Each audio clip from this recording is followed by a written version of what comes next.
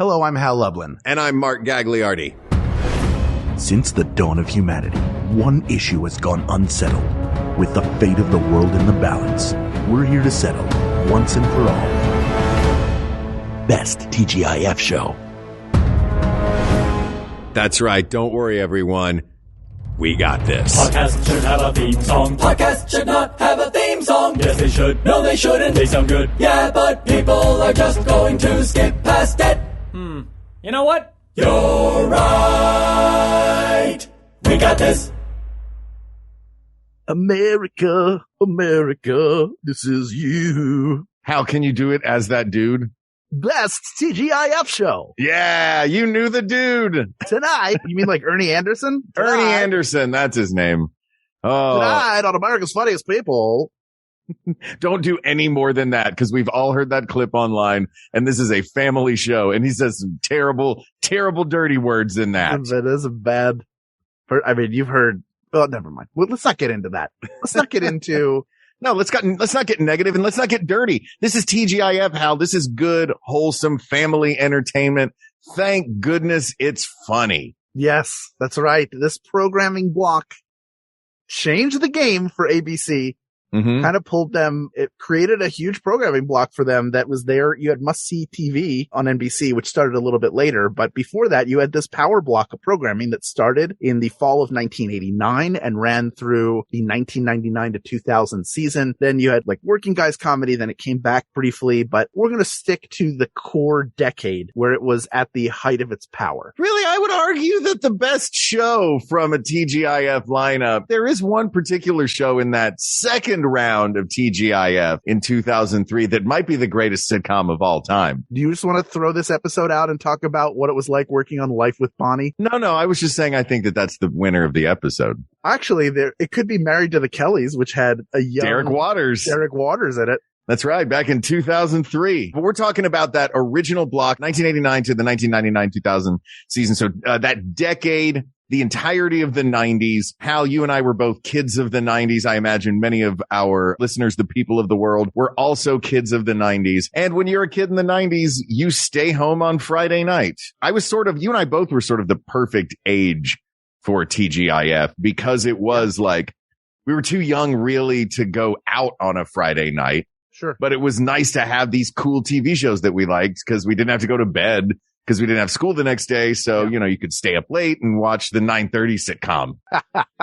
But there's some classic sitcoms that came out of this. Some of them that were not beginning their run on television, that were coming in second and third seasons, and some that actually premiered as TGIF shows. Some of them now classics. There were you can kind of divide it into two, right? Would you say that makes sense to divide it into two different eras? You have the early Full House, Perfect Strangers, Family Matters era. And then as those shows faded, and I think 97 season, they brought in Sabrina the Teenage Witch, Boy Meets World, Hanging with Mr. Cooper, that sort of era with Step by Step as a bridge in the middle of the two. Also Boy Meets World. I said that, didn't I? Yes, you did. Sorry. I had a Clueless. You know what else was on was Boy Meets World featuring We Got This with Mark and Hal's Ryder Strong. Yeah, I don't think he's been on the show yet. Did he not do the show yet? I thought he did the show. Never mind. How come we haven't had Ryder on the show? I don't know. Maybe that's the question we should be asking. That's ridiculous. Yeah, I think, look, there are a lot of classic shows now. It's weird to think of shows that we grew up with being classics, but it's been long enough now that they are classic shows. Some of them are among the most popular sitcoms ever. Some of them have warranted their own redo / spin-off / continuation. Those being Full House has its continuation, and Fuller House, Girl Meets World. Yeah, Girl Meets World. Directed by Ryder Strong, many of those episodes, which I think is very cool. And Sabrina the Teenage Witch has gotten a makeover, but that's really an adaptation from the Archie Comics series. Right. So you can't really say that is a continuation in any way. What do you think of the new one? Have you seen it? I like the take on it, but it's a little more CW than ABC Family. I have the same problem with it, and it's a me problem, I realize, that I do with Riverdale, which is they may be fine shows on their own, but I have such a strong emotional tie to those original Archie comics, which I read all the time, which I still have a huge stack of on my bookshelf that is right on the other side of this door. I have a ton of Archie double digests, all of which are from my childhood. Hal, are you going to be able to get out of that booth? No, there's a case. There's a big stack of comics on the other side of the door. Yeah, I live here. Oh, wow. Let me know if you need to get juice boxes sent over. I'm just going to sit here and listen to Josie and the Pussycats through the door until I turn to dust. Is there a little slot that Amazon can feed packages through? Because I can send you some magic spoon or something. Yeah, that'd be great. No problem. I would love that. But what I was saying is just, I have such a strong connection to those original comics that I have trouble with almost any adaptation that isn't like animated and doesn't look like the comics, because that's my memory. But I love that these different sort of versions, I love that they were able to make a sitcom out of it. And I love that they were able to make a darker series out of it that people loved. I think that's one of the great things about any piece of art being adapted is you can adapt it a million different ways and find new audiences that cling on to whatever version they connect to the most. I think that's great, but none of them are for me just because I love the original comics. Sure.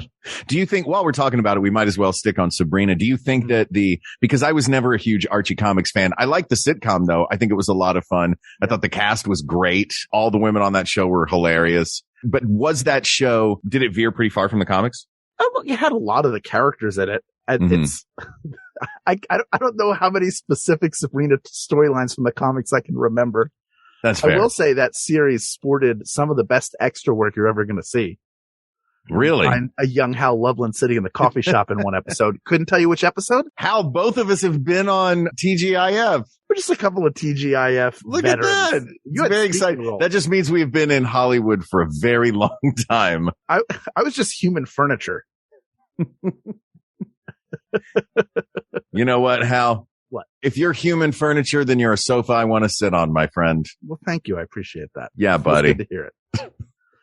So I feel like there are only a few. I don't think we need to talk about every single series on here. No, but I think we need to do some honorable mentions to some of the short-lived masterpieces, like one, I think it was a half season show. We were just talking about this before we went on.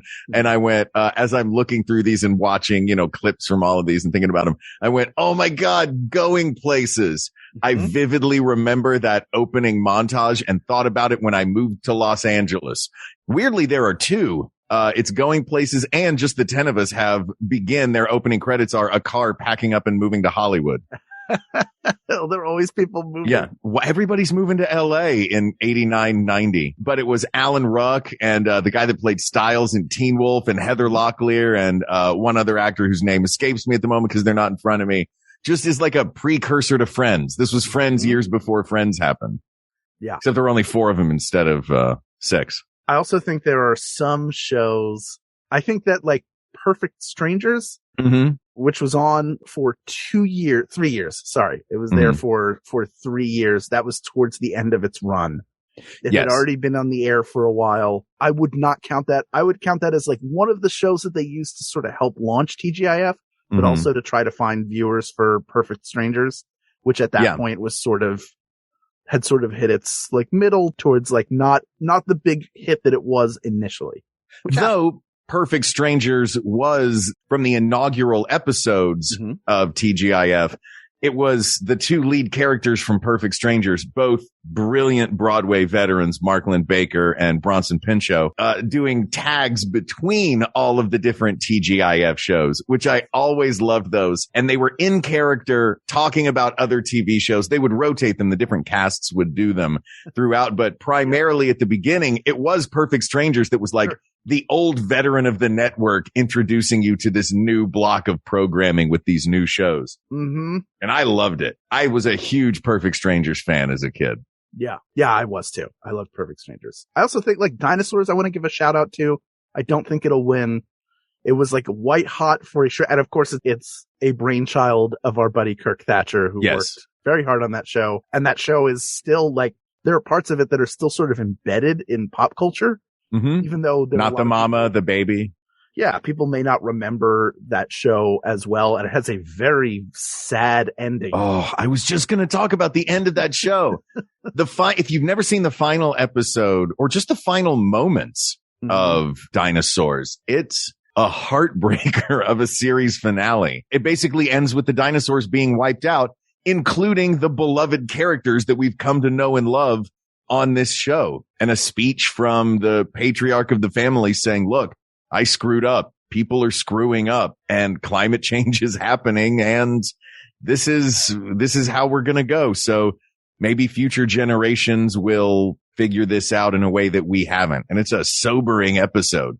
Mm-hmm. But that's not to make it sound like the show was a bunch of philosophical dinosaurs Waiting for Godot every week. It was a funny show. Yes, it was. And there were a lot of shows at that time, like Night Court was wrapping up, Quantum Leap was wrapping up, that had either bizarre or just depressing finales to them. So, well, we're getting a reboot, by the way, of Quantum Leap. I've heard. Yeah, Martin Garrow. It's going to be great. Look, I'll watch it. I love the original. With another Broadway legend. Oh, Scott Bakula or Dean Stockwell? Well, no, Scott Bakula. He's not a Broadway legend, but he is a musical theater performer. And they did have an episode with John Cullum, who is a Broadway legend. From Knoxville, Tennessee, my friend. Yeah. Pride of Knoxville. That's where they're doing the production of Cyrano, of the Man from La Mancha. They aren't doing it. Oh, really? They're doing it in Knoxville? From La Mancha and it's like A Star is Born, where he has to go on. And Janine Turner is the actress who's playing Dulcinea. I have to see this episode. I had no idea that one episode of Quantum Leap was about doing a musical in Knoxville. That's what I grew up doing. I don't know that it was set in Knoxville, buddy, but you said it was set in Knoxville. No, I said it was set during a musical. With John Cullum from Knoxville at the Bijou Theater on South Gay Street in Knoxville, Tennessee. Where I performed. Show me this episode, Hal. Yes. No, I did not perform there. Do you remember this? You guys were sending me. This is the theater I grew up in. I was not on that leg of the Night Vale tour. On that. I'm saying that is the stage on which both of us have performed. Just not yes.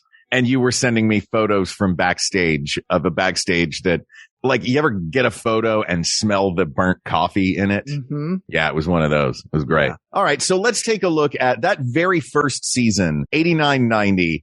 I would say has probably two of the biggest contenders for this. Yep. And right out the gate, you've got Full House and Family Matters. Boom. Two of the greatest sitcoms of the TGIF block. Were you a fan of those shows growing up? Of course. Of course. The funny thing is that Full House was only there for 2 years. What? It was there 89-90 and 90-91. Isn't that crazy? That was its only it was only on, really? Yeah. Well, I wonder what what its original block was, because it was, did previous. Oh no, it began on, it was there on Fridays starting in 1987, but it was not officially TGIF until 1989. So it was its fourth season. Yes. And there were 8 seasons total. I think they moved it to another night is what happened. Mm-hmm. I think it was on Tuesdays. I think they moved it to Tuesdays. Yeah. But I still think of this as a TGIF show. And you want to talk about some all-time performers. Bob Saget is the dad. Mm-hmm. Dave Coulier and John Stamos as the uncles. Candace Cameron, Jodie Sweetin, and the Olsen twins as the 3 daughters. All of them household names, like Lori Loughlin as Jesse's, what was her name on the show? Becca, wasn't it? Becca, yes. Do you remember the episode where she and Uncle Jesse paid a guy to tell everybody that they're twins, that the 2 boys were in crew, even though they were 10 years old, so that they could get into Berkeley? I loved that episode. Have you seen the Netflix movie about the college scandal? No. Is it actors playing those people, or is it a documentary? It's all recording. So they have all these recordings of the conversations. What? And what they do is they have actors to play the people. So like the main guy, who was like the point of contact, is played by Matthew Modine. But what? Who plays Lori Loughlin? She's not in it. It's a bunch of other people. You don't see the famos. Oh, okay. But they take the transcripts of their phone calls and then they just dramatize it. They just play it. So he's like, it's going to be a normal thing. It'll be fine because they won't check. And then she'll get into college. Like, it is the worst. But then it's also mixed in with the actual, like, people who were investigating it. It's a mess. It's a hot mess that is riveting. Oh, of course it is. Rich people being jerks is always riveting television. Dallas, Succession, this scandal with Matthew Modine. By the way, I don't want that soundbite to be taken out of context, because people will go, "What scandal with Matthew Modine?" There's none. He's clean as a whistle. Yeah, clean as a whistle, and was delightful in Cutthroat Island. Oh boy, I didn't think that was the one you were going to lean on. I actually like that movie. As terrible as it was, I thoroughly enjoyed it. You're a big Rennie Harlan fan. Look, I do love me some Rennie Harlan. It was no cliffhanger, but it was pretty good. Yeah. Yeah. Full House is it's one of those classic. It's such a classic sitcom that when they did 90s sitcom on WandaVision, the set was nearly identical to the set from Full House. Yeah. They were doing a Full House-ish look, but then also family ties. Like they all had the same. That was the 80s. Yeah. Wooden accented living room. The 80s version would have been that, but yeah, the 90s. The house from Full House seemed so cool. It was the coolest house in the world. Huge. The living room seemed fun. You had the basement, which was where Jesse and the Rippers. No, it's where Joey lived. Joey was the basement? I thought Jesse was the loft. Jesse was up in the loft. That's right. And then they had their studio was down in the basement. Joey didn't need any private space of his own. No, Joey is the most uncle-y uncle character on television. Yeah. Yeah. He's also who I wanted to be when I grew up. Joey. Yeah. Of course. Me too. Joey was the coolest, man. He did cartoon voices. Mm-hmm. He had puppets and magic tricks. I was already a Dave Coulier fan from Out of Control. Yes. On Nickelodeon, which was the show he hosted on Nick in its early years of Nick. In a minute. How to do things. And then the word not would fall and land on it. Yeah, it was a fun sketch show. But so I knew Dave Coulier, and he even threw his cut it out and a lot of his catchphrases that he had done on Nickelodeon, brought them over to this show. I didn't know Stamos before this. Was he? He was a soap opera guy. He was a soap opera guy. Okay. Mm-hmm. Stamos was brilliant on there, had the best hair on television. Mm-hmm. And one of America's filthiest stand-up comics somehow got the job as America's dad and nailed it. The late and brilliant Bob Saget. Oh, yeah. He's an inherently sweet guy. My Bob Saget story, because he's also from Philadelphia. I think maybe specifically the suburbs of Philadelphia. Near my parents' house, there is a Chinese restaurant called the China Garden Inn. Mm-hmm. It's on 611. If you're ever in Willow Grove, Pennsylvania, it is fantastic Chinese food. And we knew, we ate there often enough that the couple who owned it became friendly with us to the point where they gave me a gift when I graduated high school. I got a card from them. Oh, wow. So we were we were just always part of each other's lives. We saw them constantly, but on the wall by the cashier, how sometimes you have celebrity. The only celebrity that was up on that wall was Bob Saget that he'd eaten there. And my dream when I knew I wanted to be a performer was to one day have my headshot by Bob Saget's headshot. Awesome. That would be a big deal. It's not up there. What?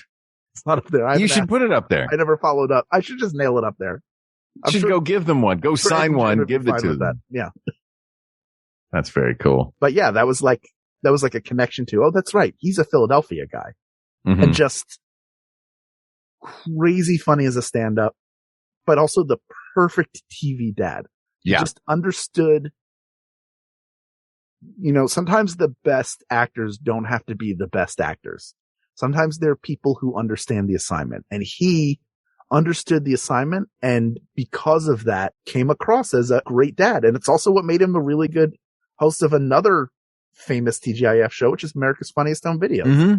Because there is an earnestness to him that's for all the people who may have an act that is nice, but turn out to be terrible people, it seems like he might have been the guy who had the really filthy act, who was actually a sweet, nice guy.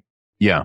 By all accounts, that is the case. And I think the particular myth of his acting, just what he gives off, is a really great version of, it's a really great combination of, I am the dad who has these 3 daughters who is trying to teach weekly life lessons to. A perfect combination of that and I'm just a guy trying to fake my way through this with the help of my 2 closest. One's his brother, one's his buddy, right? It's his, Jesse was his wife's brother. His wife's brother. That's right. It's his brother-in-law. But I mean, the pilot episode, it's a somewhat dark premise because they deal a little bit more with the concept that he's lost his wife. I think it's from cancer, that she passes away, and they're only there. Jesse and Joey are only there to help out for a little while he tries to raise these 3 girls and become he has lost his support system. He's lost his partner. He's lost the love of his life. Mm-hmm. And so they decide to stay to be his family and help fill that role and help raise these girls and be a family together. So you really you watch the family form in that first episode, and then you follow them through the series as they meet people, as they get married and have their own kids, as they start businesses together and the kids grow up. So it's really, it hits on a lot of different levels. And that's what made it the show that it was. Cause it didn't really have a breakout character per se. Everybody had catchphrases. Everybody had their character. Have mercy, cut it out, how rude. Mom, what was it that Jesse said with Becca? Like, it was like a mamma mia or something something like that. Oh, mama or something. It had mama in it, I believe. And then how rude. Yeah, how rude. Yeah, how rude was Michelle's. Stephanie. And then, no. Stephanie, oh, you got it, dude, was Michelle. Got it, dude, was Michelle. Yeah. I don't know what DJ Tanner's catchphrase was, but I know that the sheets that DJ Tanner had were the same sheets I had as a kid, which I thought was the coolest thing, that I had the same sheets as DJ from Full House. Yep. Which was awesome. They did a really great thing on there where like two of the big shows on there, Perfect Strangers and Full House, were these sort of non-traditional family units. Perfect Strangers being cousins from across the sea, and an all adult cast what these two meant to each other and the people around them in their lives. Full House is a family unit that is a non-traditional family unit that is the family. You know, that's who you see sitting on the picnic blanket in San Francisco. That's who you see in the car going over the Golden Gate Bridge. And that's who you ultimately saw going in one of the greatest TV episodes of all time to Disney World in Florida with Jesse and the Rippers playing music in front of the castle, which John Stamos talks about being a high point of his career, which I'm sure because he's way into Disney. He's a big Disney nerd. Disney nerd. Yes. Yeah. Well, let's talk. Do you want to talk about another heavyweight contender? Because I think there may be more than two. Another heavyweight contender. This one, not a non-traditional family. This one, a straight up family sitcom. It's got the name family in the title. It is suburban, or not suburban. They're in the city, right? Chicago. They're in Chicago. Yeah. It's a spinoff from Perfect Strangers. In a house in Chicago, dad's a cop. Mom works at the same office as Larry and Balky from Perfect Strangers. The advertising office. They have two daughters when the show begins. And a son. And then one of the daughters just goes upstairs and never comes back down in season 2. Maybe season 3. Was it season 2? I don't remember which season it was. They got rid of the daughter. They had a daughter early on and then just, never mentioned her again. And of course, the breakout character, the neighbor, Steve Urkel. Who was not on the first episode. He came a couple episodes later. I don't think anybody anticipated he was going to be the breakout star of that show, because it was Carl Winslow's sitcom. It was more about him being a dad, or, him parenting. He was like the star of the show coming in. Well, he and Harriet Winslow. Yes. So it's about the parents. And then along comes Urkel. Sorry, yes, Harriet was the star of the show. She was the spinoff. Because she was a great laugh line character on that show. So let's see where let's see what her deal is. Shout out to Joe Marie Payton. Yes. And then along comes Jaleel White as Steve Urkel and changes the trajectory of pop culture for several years. Yeah. Launches toys, launches cartoons. I mean, there's no way that they knew bringing him in that he was going to be the focal point of the show, because, you bring him in, he's like he's way larger even for the sitcom than any of the other characters. That character is just an absolute force. Yeah. I mean, I would put it up there with the great comic clowns of American television. You've got, Lucy Ricardo. You've got Mork from Ork. You've got Pee Wee Herman, all these great classic larger than life. Arthur Fonzarelli, these, Latka, these great, huge, larger than, like, you would not believe these characters in any vein of real life. But I think Jaleel White created one of the iconic American clown characters and delivered consistently week after week. There was never a false moment in anything he did. The point of view of that character was razor sharp and lightning fast. And yeah, as a comedy actor, that's such an apex performance. Yeah, even when he transformed to Stefan Urkel, and you get to see him do the other side of that, where he's doing essentially the Nutty Professor. So it's a very Jerry Lewis, young Jerry Lewis-esque performance in how over the top it is. Not to say he's imitating that. It's just in that in how extreme it is, but also like logically self-contained within itself makes sense. Mm-hmm. The character makes sense. And he was doing it when he was a kid. As a kid. Like to do one of the greatest comic characters in TV history as a kid. Come on. Yeah. Now he did change it into the Urkel show. It went from the Harriet show to the That Urkel is show. true. It became a different show than what it was. And by the way, do we know if they made Reginald Vell Johnson a cop because of his work as cops in movies? I don't know. Well, it would have been specifically because of Die Hard. Well, yeah. That he was the cop in Die Hard. That's what it felt like. It felt like it was I know it was a spinoff of Perfect Strangers, but it felt like a spinoff of Die Hard. like he came home and he was like, Harriet, I don't know what to do. I shot and killed a man at Nakatomi Tower. I was there. Or do you go back earlier and he comes home and he goes, I shot a kid. He pulled out one of those toy guns that looked real enough. Like, could have been an episode of the And then show. like season 3's like, I got to go down to the tower. They're having their Christmas party tonight. Yeah. Instead they got, that's the last episode of the series. It's all a prequel to Die Hard. But that is another bizarre ending where Steve has gone to space and comes back. Like I don't remember the ending of Family Matters. Did it jump the shark? For sure it did. For sure. It jumped the shark straight to space. It sounds like there's only so far you can go with that character where you have to make a choice that either he is the weird one, he's the only weird thing and everything else is normal, or you heighten the whole show around him. And the show heightened around him. It got weirder and more centered on him and less centered on anybody else because he was the breakout character. And they rode that into the ground for better or worse. I'm not going to say. Mm-hmm. But that is the other heavyweight contender. It's also a great family sitcom. Really fun. Great performances all around. Yeah. I think those are our two biggest contenders as we start. But why don't we take a little break? And when we get back, let's talk about maybe some steps that moved us step by step into the next generation of this decade-long experiment called TGIF that came back a couple of times, but never quite like that original classic. We'll talk about it further. Until then, here are some of the other great shows on the Maximum Fun Network and some of the great companies that are helping to get this show to your ears. Today's episode of We Got This with Mark and Hal is brought to you by Microdose Gummies. So, you've probably heard about microdosing. If you haven't, search around a little on the internet and you will find all sorts of people are microdosing, and they're doing it for lots of reasons. To feel healthier and to perform better, primary among those. Now, Microdose Gummies deliver perfect entry-level doses of THC that will help you feel just the right amount of good.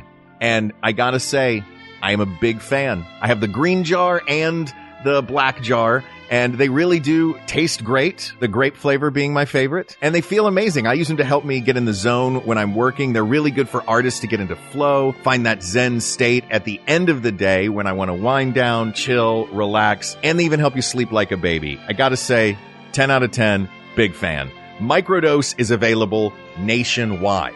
To learn more about microdosing THC, just do a quick search online or go to microdosegummies.com and use code WeGotThis to get free shipping and 30% off your first order. Links can be found in the show description, but again, that's microdosegummies.com and code WeGotThis. And thanks to Microdose Gummies for sponsoring our show.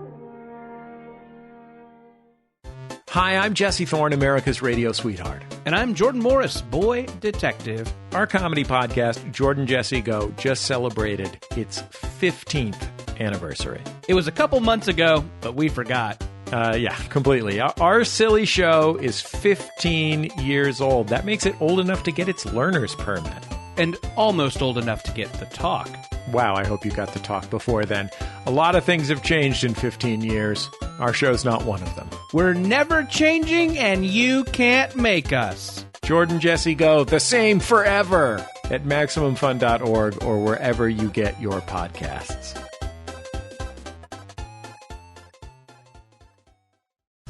Prepare yourself for the greatest pro wrestling podcast spectacular known as Tights and Fights. A backdropping audio showcase that helps you understand the world of pro wrestling with a lot of love and no toxic masculinity. Featuring host Danielle Radford. Time to kick butt and chew gum, and I'm all out of butts. Lindsay Cal. I'm a brutal Brit and my fists were made to punch and hit. And Hal Lublin. I was doing the voiceover this whole time. Hear us talk about pro wrestling's greatest triumphs and failures. And make fun of its weekly absurdities. On the Perfect Wrestling Podcast. Tights and Fights. Every Saturday on Maximum Fun. Mark, you mentioned Step by Step. Mm-hmm. Imagine for a second. Sure. That the Brady Bunch, that marriage happens because the husband and wife meet each other while vacationing in Jamaica. Uh-huh. And then they get married. Don't tell their children. They each have 3 kids. They don't tell their children, but plan another vacation so they can accidentally run into each other. And then the kids find out. And it becomes about the blending of the family. You know, Brady Bunch deals with that a little bit, and it deals with like the idea of all these kids growing up in their different personalities, but it's not really about the blending of the family. They're brothers and sisters pretty much in the first season.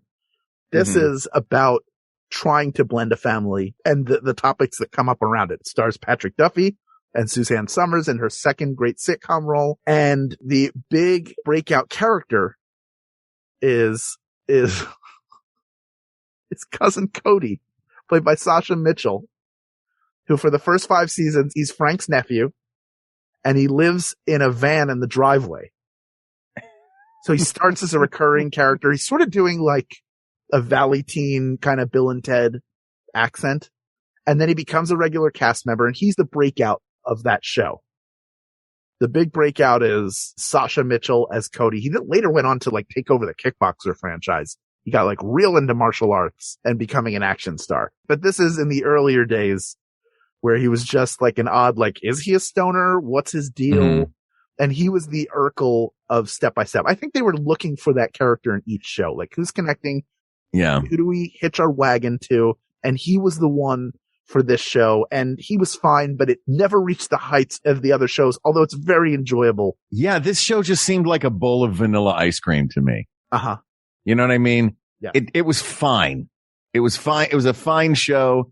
It started a little later than other ones and ran for a while. It was a good workhorse of a comedy show. It even switched networks. It went from ABC to CBS for the last season or 2. And they pulled some cast members from Going Places, which had run for like half a season, but they pulled a couple of the kids from that and put them in this. Yep. Stacey Keenan. Yeah. And look, Suzanne Summers is great. Patrick Duffy is great. It was, it didn't seem, it was always the one that I was kind of like, oh yeah, also Step by Step is on. You know what I mean? It was sort of like you watch it, you're like, oh, there's some good stuff. Cousin Cody's funny. But yeah. It never had the same impact. I thought it was a lot of fun. Also, it's built on a temple of lies.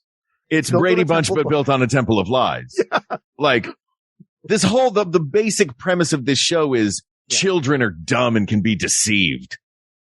What other deep, dark secrets do they keep from one another? Yeah, right. It's the show about secrets. Step by step down into the basement, which is full of skeletons, both literal and figurative.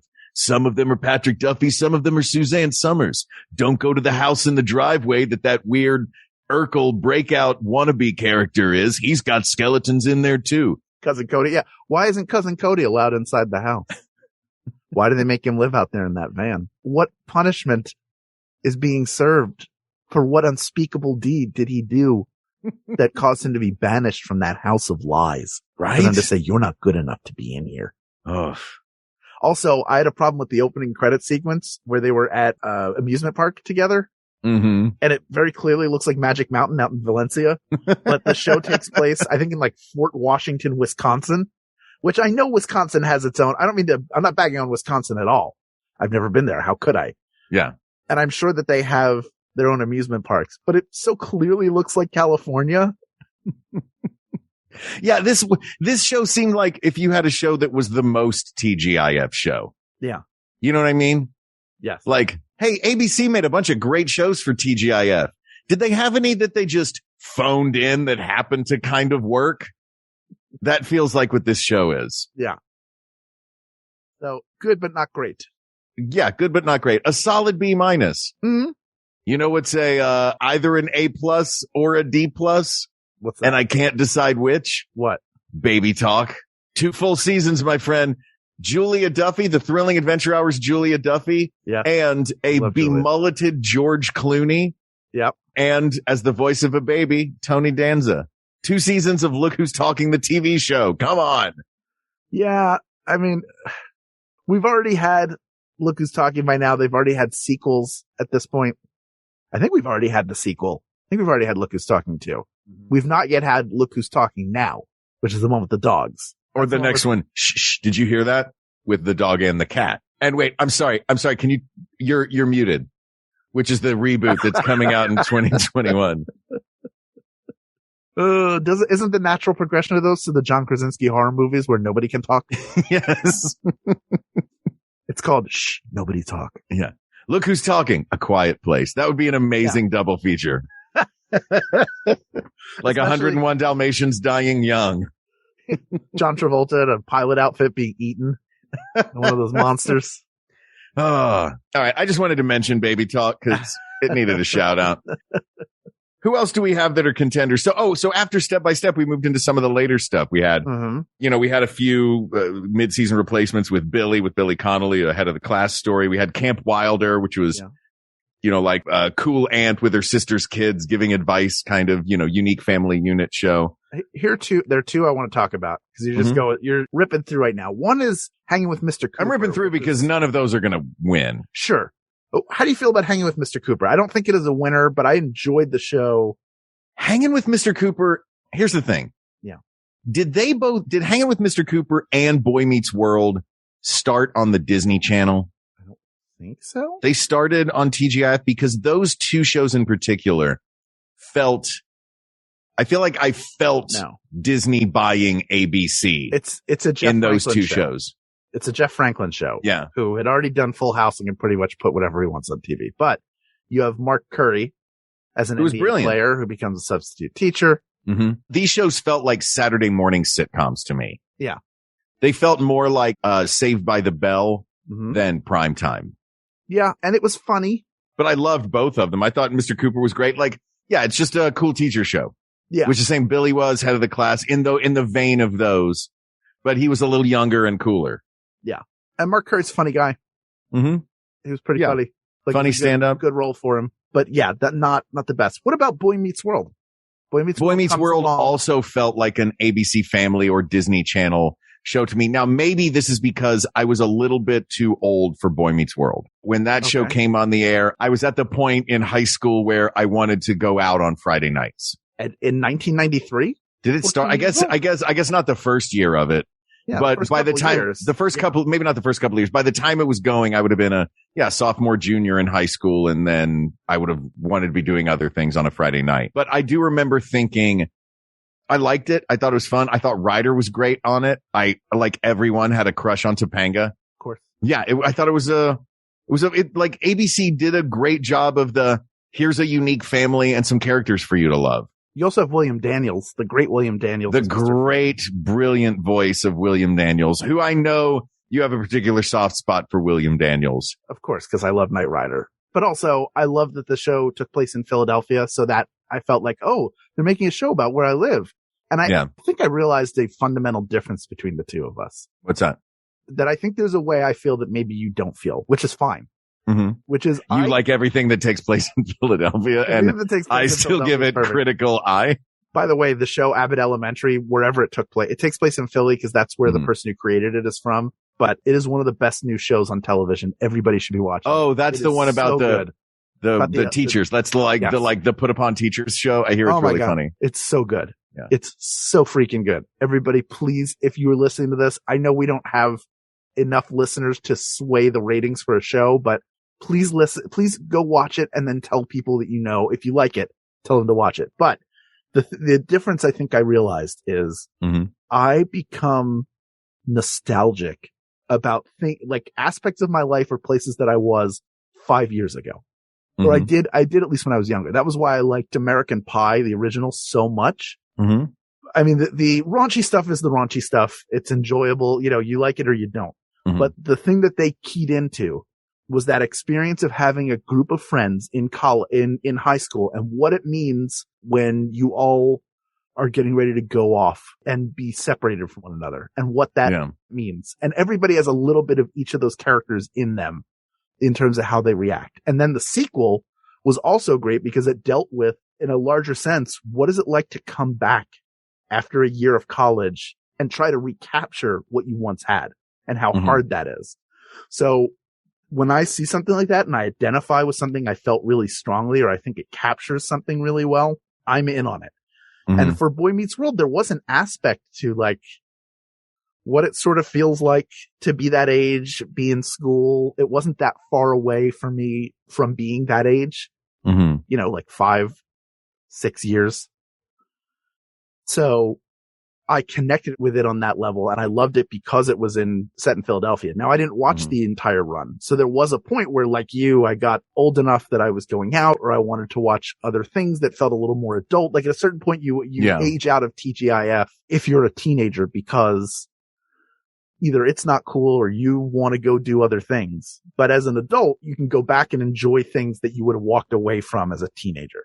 Does that make sense? Absolutely. In fact, I think that I would probably love to watch it and give it a shot now because like I said, I never really got into it. You know what I mean? It was one of those I would like Family Matters and Full House. I watched religiously, but the rest of them, you know, I would watch the episodes and be like, oh, okay. Yeah. Dinosaurs, you know, the rest of them were more floaters, or it felt like to me. Yeah. So I didn't have the fervor of them. And also I didn't have the personal connection to Philadelphia that grounded that show more personally. Sure. You know what I mean? Now I'm almost the exact age of the characters on that show. Maybe just a year or two older, but yeah, I guess if I gave it a shot now, I would probably feel nostalgic for the feelings of that time. You know what I mean? Because it was a great title for the show, Boy Meets World. It's a coming of age story in the form of a very, very by the numbers 90s sitcom. Yeah. And it stars the younger brother of Fred Savage, who at the time was doing the Wonder Years, or had just come off of doing the Wonder Years, which is a classic sitcom, which I love. Another coming of age. Yeah. I think the modern version of it is even better. And I would suggest that as well. Like it would make me so sad if both of those shows didn't survive past the first season because of how good they are. And we need more shows like that on our television. Yeah. So please watch the new Wonder Years. Please watch Abbott Elementary. They're on Hulu. Like just support things that are good. And that's how you get more good things. Especially on networks. Yes. Absolutely. Because everybody watches the Netflix stuff. What else do we want to talk about? Like, the Hugleys? We've got DL Hughley, who's hilarious and brilliant. My favorite thing he ever did, of course, is Studio 60 on the Sunset Strip. I never was a Hughley's fan. Like, I never really watched it. Again, it was like late. It was sort of, at this point, I was starting college by the time that came out, and I was definitely doing other things on Fridays. Same. I was mostly rehearsals. Yeah, I wasn't watching it. It only had 2 years on ABC, and then it went to UPN for 2 years. So this was sort of, they sort of faded out. This sort of faded out the end of, there were a lot fewer staple shows in TGIF toward the end. Yeah.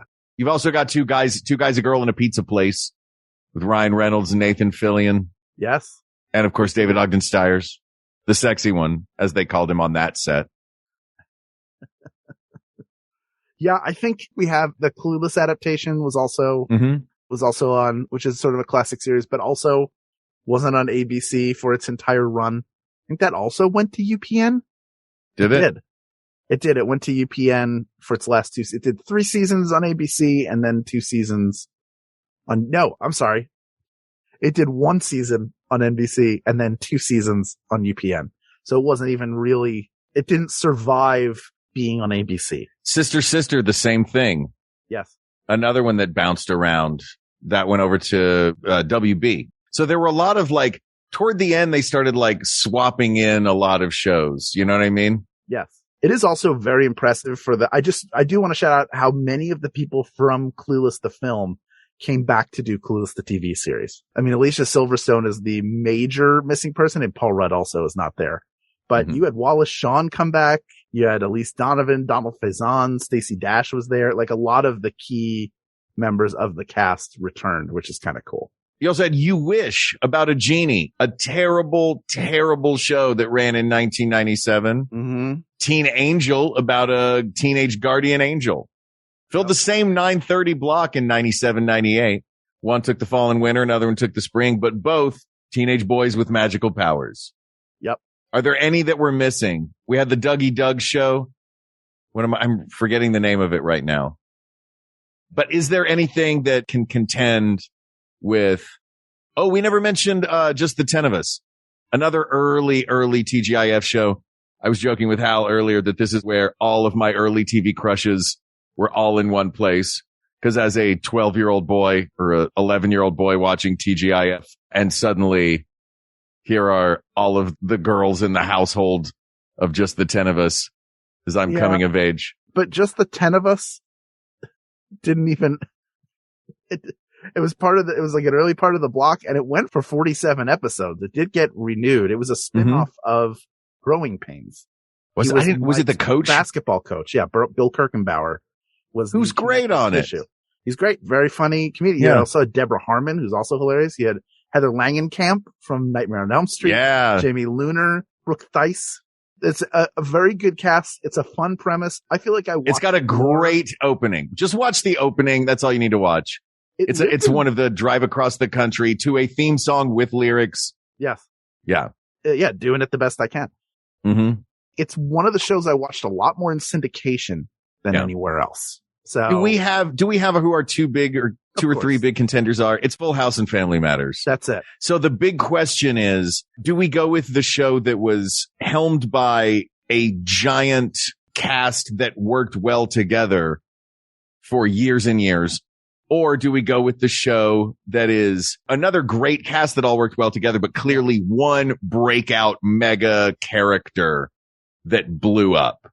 You may disagree with me here. Other people may disagree with me here, but I think the differentiator is as broad as Full House got, and it got broad because you had that chipmunk. Have mercy. That's what he was saying. Not mom. It was have mercy. That was his catchphrase. That's right. Have mercy. Oh, I knew I'd get there. The chipmunk, Joey's chipmunk puppet that was like there are a lot of things that started showing up a little too much, a little too often.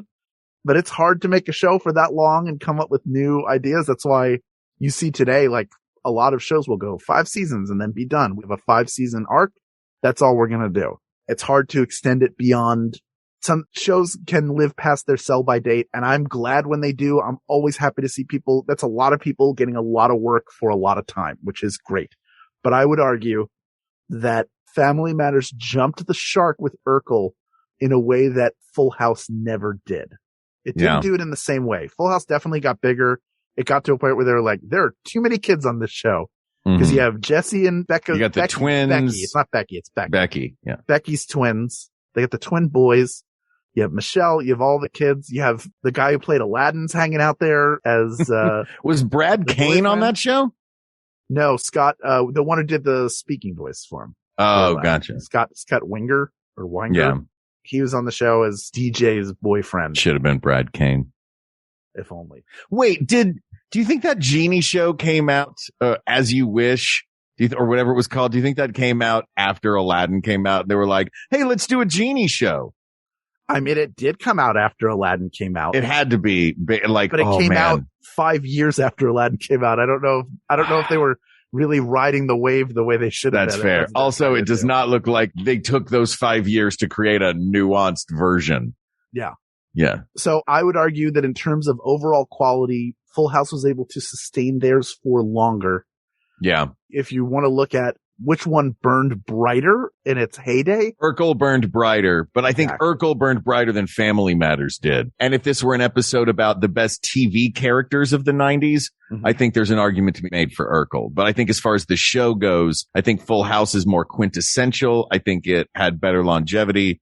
They went to Disneyland, which I'm a nerd for. Or Disney World. I don't remember. The Beach Boys were on it. The Beach Boys were on it. Well, some of them. Yeah. Not all of them. Yeah, I think we have our winner. It's the first one that popped into my head when you mentioned doing this topic. I think it's pretty clear. Yeah. That was the one I first thought of when you mentioned this topic. And I think nobody's pushed it off the mountain. Yeah. So let's do this. People of the world, whatever happened to predictability? The milkman, the paper boy, evening TV. How did I get delivered here? Somebody tell me, please, because this old world is really just confusing me. Clouds as mean as you've ever seen. Ain't a bird that knows your tune. And that little voice inside of you whispers, kid, don't sell your dreams so soon. Because everywhere you look, everywhere you go, there's a heart, a hand to hold on to. Everywhere you look, everywhere you go, there's a face of somebody who needs you. And they also need to watch the best TGIF show of all time. Full House. R.I.P. Bob Saget. R.I.P. Answered. The GOAT. Goated. This topic is closed. But there are many more topics to discuss. Listen to that plane. That plane going right past, like right as it was like, goodbye, this topic. I'm going to fly over a bridge in San Francisco and do an aerial view of whoever's in a convertible right now. Yeah. This topic is closed, but there are many more topics to discuss. So please reach out to us on Twitter at WeGotThisTweets, or you can email us at WeGotThisPodcast@gmail.com, or please share your TGIF program memories. What were your favorite shows? So one we didn't mention, please tell us at Facebook.com/groups/WeGotThisPodcast. Special thanks to Oh Hell Nah on Twitter for suggesting this. What has to be many years ago at this point. We finally got to it. Hope you're still listening. Also, thank you to producer Ken Plume, who hosts his own wonderful podcast, A Bit of a Chat with Ken Plume, which you can find wherever fine podcasts are delivered to your ear holes. Thank you to researcher Kate McManus, graphic designer Uri Kelman, and QA engineer Jen Alba. And thanks, of course, to our musicians, Jonathan Dinerstein and Mike Furman, for our score and theme song, respectively. And thanks to you, the people of the world. Sure, you may be not the mama, but you are the people of the world. And there's no one that Hal and I would rather raise 3 precocious little girls with than you in a great big full house. For Hal Lublin, I'm Mark Gagliardi. For Mark Gagliardi, I'm Hal Lublin. And don't worry, everybody. You got it, dude. We got this. MaximumFun.org. Comedy and culture. Artist owned. Audience supported.